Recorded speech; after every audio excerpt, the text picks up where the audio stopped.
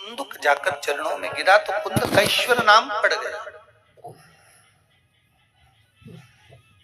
आप सबको फिर निवेदन करेंगे, रोग, बीमारी, तकलीफ, कष्ट या फिर कहीं रुपया पैसा अटक गया हो, नहीं निकल रहा हो, किसी व्यक्ति से कोई काम करवाना है, वो काम नहीं कर रहा, कोई फाइल आगे नहीं बढ़ रही है, कोई कार्य अटक रहा है, तो एक जल के पात्र में जल भरकर 5 बेलपत्री शिव जी को समर्पित कर कुंदकेश्वर महादेव का नाम लेकर एक सफेद पुष्प बेलपत्री के ऊपर जो शिव जी को चढ़ाई है उस पर समर्पित कर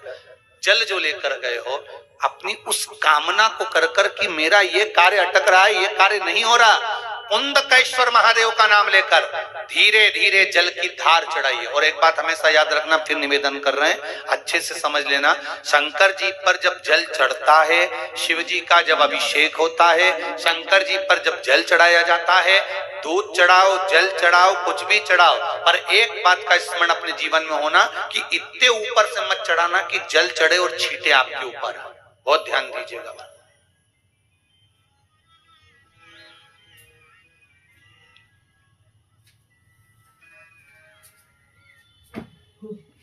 यहां तक वर्णन करा गया है कि शंकर जी का जल चढ़ा हुआ जहां से बहकर जाता है ना, उसको लांगा तक नहीं जाता।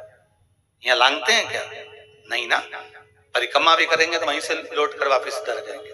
शिव जी का जहां से जल बहकर जा रहा हो, चढ़ा हुआ जल जहां से बहकर जा रहा हो, उसको लांगा तक नहीं जाता।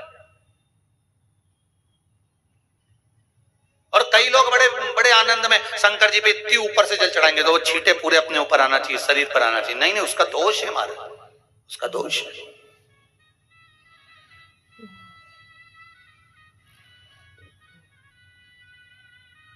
शिव जी को अगर आप जल चढ़ा रहे हो,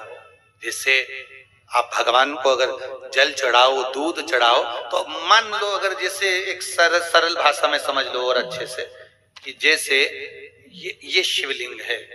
शंकर जी का, ये शिवलिंग है, और आप जल चढ़ा रहे हो तो इतनी ऊपर से छोड़ोगे तो पानी का छींटा तो अपने ऊपर आएगा, पर वही जल, वही दूध, वही सामग्री आप शिवलिंग से थोड़ी सी दूरी बनाकर अगर आप समर्पित करेंगे तो बाबा उसको स्वीकार भी करता है और आनंद की अनुभूति भी होती है, कार्य में सिद्धता भी आती है,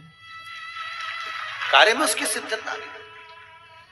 तुम तो ऊपर से छोड़ रहे हो जिससे वो पानी तुम्हारे ऊपर ही आए, तो वो एक अलग प्रसंग है, बोलिए एक अलग विषय।